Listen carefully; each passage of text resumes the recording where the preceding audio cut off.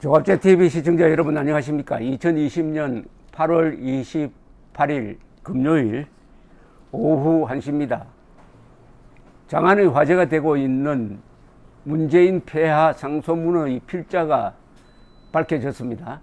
한국일보가 특종을 한 셈인데요.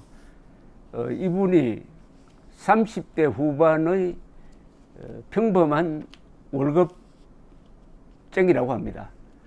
셀러리맨인데 공사판을 사돌아 다닌 적도 있다고 하니까 아주 이 생활의 바닥에서부터 출발한 분인데, 놀라운 사실은 문필을 직업적으로 해본 적이 없다는 겁니다. 그리고 자신은 한때는 노무현을 응원한 사람이다. 좌우를 가리지 않고 시시비비를 가린다. 자기가 지지했던 정권이든지 싫어했던 정권이든지 다 잘 되기를 바라는 뜻에서 글을 썼다. 그러나 바깥으로 드러나서 행동하지는 않겠다는 취지의 이야기를 했습니다. 이게 놀라운 게 평범한 속에서 이런 비범한 글이 나왔다는 사실입니다.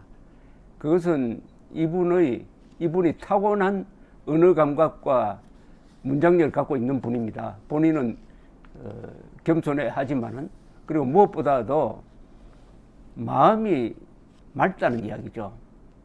정신이 바로 된 사람이라는 이야기죠. 그러니까 이런 글이 나오는 겁니다. 이 글이 많은 사람들에게 감동을 주는 것은 글솜씨도 있고 뜻이 좋다는 거죠. 뜻이 좋은 글이, 좋은 글솜씨를 만나서 또 여기에다가 청와대가 청원 게시판에 실렸던 글을 일시 숨김으로 돌려놓으니까 이게 무슨 글이냐 해가지고 더 궁금증을 일으키고, 또 이 글을 알아준 언론인들이 있어가지고 이 글을 소개를 하고 해서 드디어 청원 게시판에 20만 명이 넘었습니다. 동의하는 사람이 20만 명이 넘으면은 청와대가 답변을 해야 된다고 하는데, 답변을 어떻게 할지 그것도 상당히 기다려집니다. 여러 사람들의 열화와 같은 요청에 의해서 조갑제TV도 낭독을 해서 올려놓았습니다. 한 30분 낭독을 해서 우리 이지영 기자가 아주 낭랑한 목소리로 낭독을 해서 올려놓았으니까 여러분들이 편하게 들으실 수 있도록 해놓았습니다. 많은 이용을 바랍니다.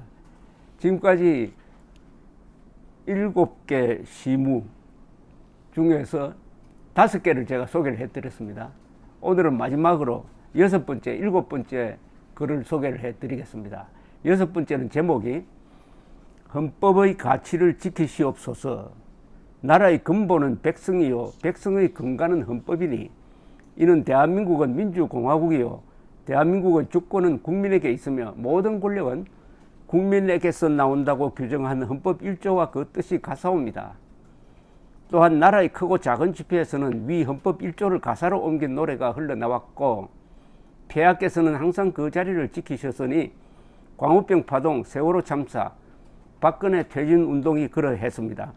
헌법 제1조를 부르짖으며 백성들을 이끌어 헌법에 의거해 전 대통령을 파면하였고, 헌법에 의거해 대통령에 선출되었으며 헌법에 의거해 선서를 하였사오니 헌법에 의거해 직무를 수행하고 헌법에 의거해 백성의 권리를 보장하시오며 헌법에 의거해 국토를 보존해야 함이 마땅하오나, 헌법에 의거해 그 자리에 오르신 폐하 스스로 헌법의 가치를 훼손하고 적시된 조항을 무시하며 헌법에 내재한 백성의 가치를 짓밟고 헌법이 보장한 인간의 권리에 침을 뱉으사 헌법이 경계한 무소불위의 권력을 무아지경으로 휘두르니 나라와 백성의 근간인 헌법이 조각나 깨어지듯 민심 또한 조각나 깨어져 흉흉하옵고 온 나라가 서로 쪼개져 개싸움을 벌이고 있사온데 그 꼴이 참으로 처참하기 이를 데 없사옵니다. 아주 준엄한 심판입니다. 헌법 위반 문재인을 이런 문장으로 쓴 사람이 누가 있었습니까? 논설위원이 이렇게 썼습니까? 링컨이 이렇게 이야기했습니다. 나는 대통령으로서 헌법의 눈밖에 가진 것이 없다. 대통령은 모든 사물을 헌법의 눈으로 보고 정책을 헌법에 근거해서 시행해야 하는데, 문재인은 인권 변호사라면서 명색이 법률가라면서 헌법을 철저하게 무시하고 있습니다. 역대 대통령 중에서 문재인처럼 총체적으로 헌법을 무시한 대통령은 일찍이 없었습니다. 헌법은 국민과 대통령 사이의 약속입니다. 대통령이 일방적으로 약속 파기를 했으니까 결혼식 때 성혼 서약을 해놓고 성혼 서약을 파기하면 이혼 사유가 되는 것과 마찬가지죠. 문제는 방을 빼야 할 사람이 국민이 아니지 않습니까? 우리 국민은 대한민국의 영원한 주인인데 방을 빼야 할 사람은 문재인이죠. 방을 빼는 방법은 세 가지가 있습니다. 탄핵, 그리고 수사를 통해서 하는 방법, 그 다음에 하야. 이어서 읽어드리겠습니다.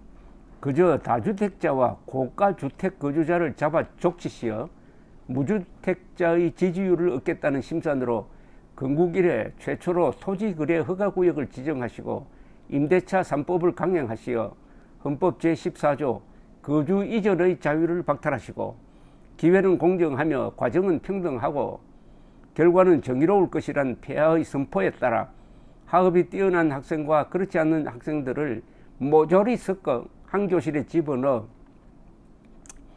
하향 평준화를 통한 진정한 평등을 이루어내시어 헌법 제31조 1항 능력에 따라 균등하게 교육을 받을 권리를 박탈하시고 이른바 6.17 대책으로 나라에 득이 된다 하여 적극적으로 장려한 임대사업자를 거듭된 부동산 정책 실패의 희생양으로 삼아 법을 소급하여 토사구팽하며 내 집 마련의 꿈에 들떠있던 백성의 중도금을 막아 뒤통수를 후려치는 등 헌법 제13조 2항 소급 입법으로부터 재산을 지킬 권리를 박탈하시고 경제적 이득을 취하고자 하는 인간의 기본적 욕구마저 말살하여 개돼지의 표본으로 삼으려 헌정 이후 최초로 백성의 재산권 행사에 법적 처벌을 운운하며 겁박하여 헌법 제23조 재산권의 보장을 박탈하시니 백성들은 무주택자,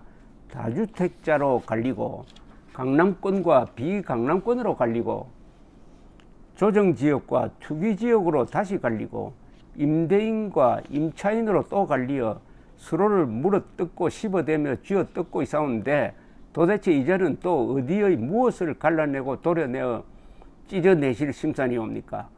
백성은 각자 다르나 합쳐져 하나인데 이는 대야에 담긴 물을 쪼개어 반은 발을 닦고 나머지 반으로 세수를 하며 다시 쪼개어 세안 눈을 씻는 걸 말합니다. 세안을 하고 양치를 하며 이내 마셔버리는 꼴과 같으니 폐하 깨어서는 헌법을 찢어내고 백성을 갈라내고 이제는 폐하 스스로의 옥체도 갈라내고 찢어내어 육시를 할 참이 옵니까?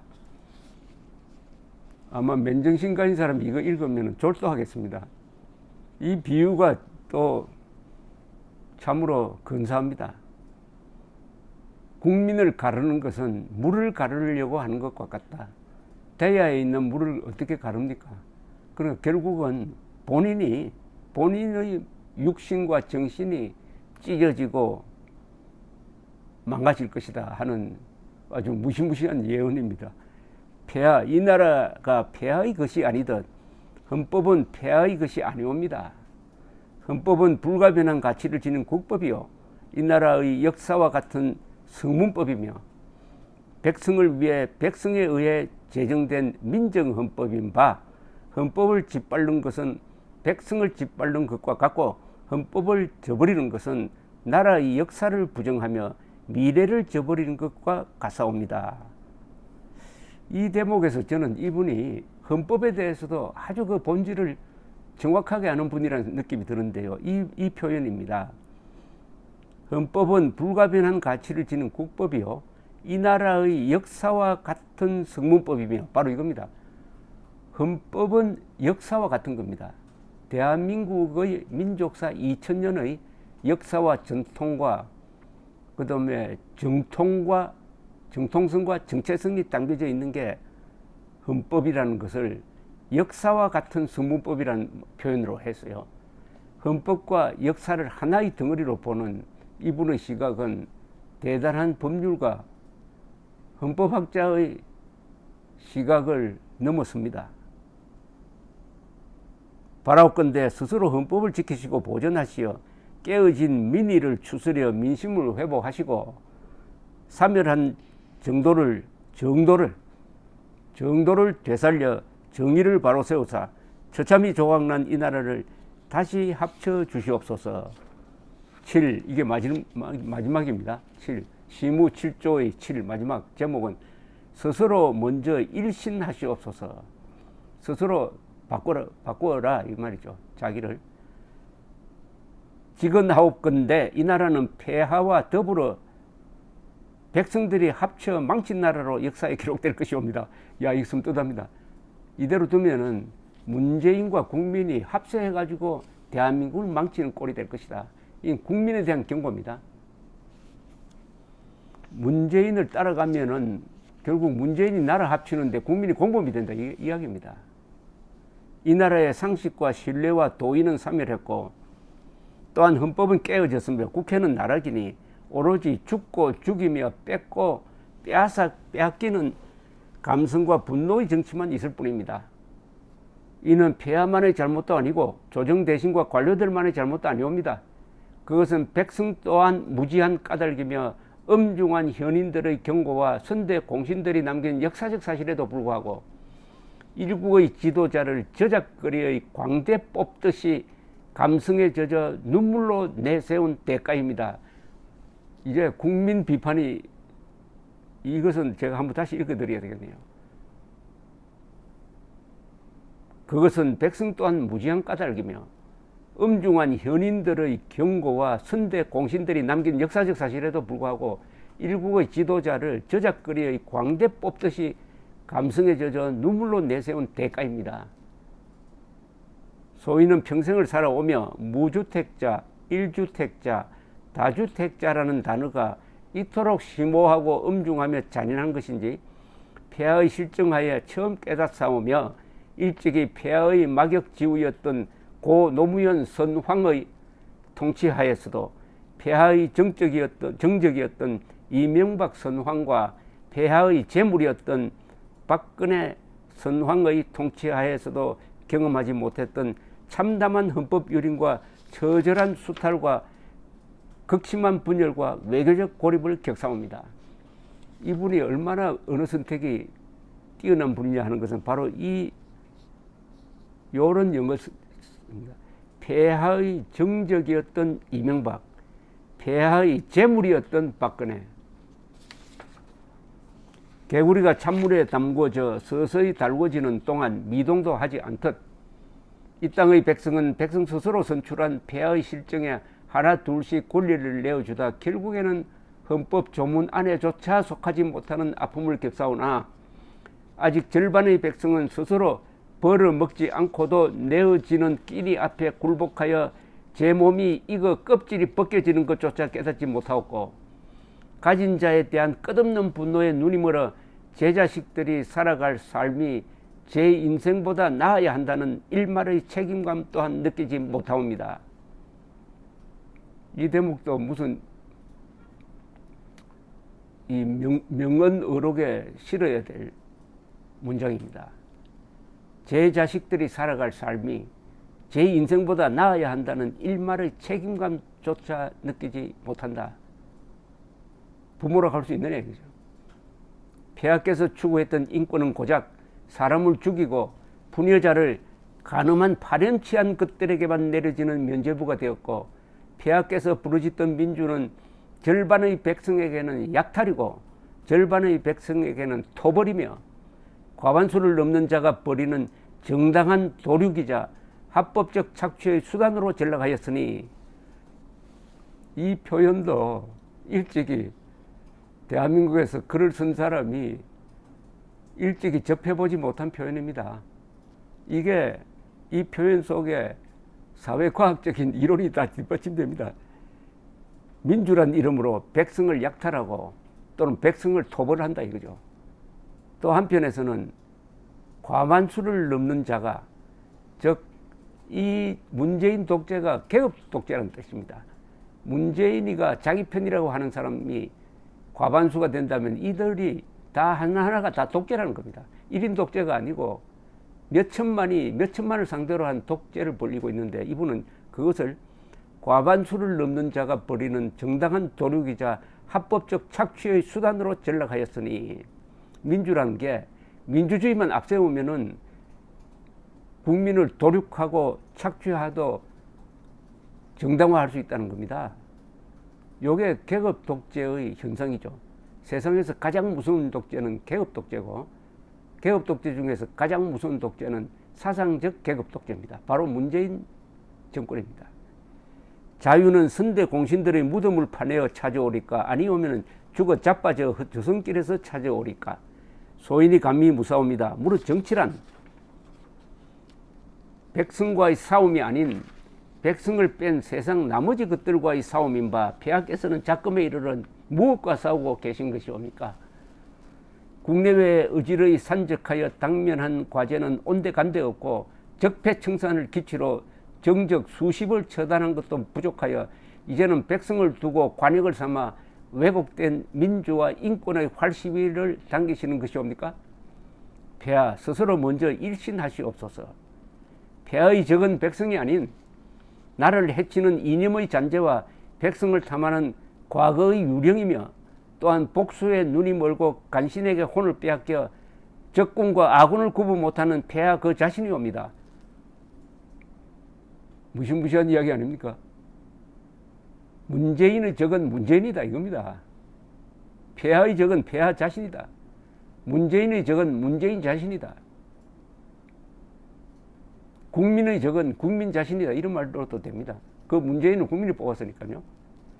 또한 갈등과 분열의 정치를 끝내겠다는 폐하의 취임사를 소인은 우러러 기억하는 바, 그날의 폐하 그 자신이 오며, 폐하께서 말씀하신 촛불의 힘은 무궁하고 무결하여 그 끝을 알 수 없는 바, 그날의 촛불 그 열기가 바로 폐하의 적이옵니다. 성군의 법도는 제 자신마저 품을 수 있으나 폭군의 법도는 제 자신 또한 해치는 법, 부디 일신하시어 갈등과 분열의 정치를 비로소 끝내주시옵고, 백성의 일기 안에, 다이어리입니다. 일기 안에 상생하시며 역사의 기록 안에 영생하시옵소서. 참, 이 표현이 문학이지 않습니까? 백성의 일기 속에서 상생한다는 것은 우리 백성과 같이 희로애락을 같이 하며 살고 역사 속에서 영원히 기록되는 길을 선택을 하라는 충고입니다. 본인이 이 말뜻을 알아들을지 말지는 모르겠습니다. 간신의 글은 제 마음 하나 담지 못하나, 충신의 글은 삼라만상을 다 담는 법, 소인의 천한 글재주로 일필휘지하지 못해 삼라만상을 담지는 못하였으나 우국충정을 담아 피와 눈물로 대신하오니 다만 깊이 헤아려 주시옵소서. 2020년 8월 인천 앞바다에서 진인 조은산 삼가 올립니다. 좋은 글은 읽을 때 힘이 납니다. 듣는 분도 기분이 좋아집니다. 더구나 이 글은 사람을 웃기기도 합니다. 울리기도 하지만은 웃음과 눈물을 같이 주는 감동의 글을 국민들에게 선물하신 조은산 씨께 감사를 드립니다.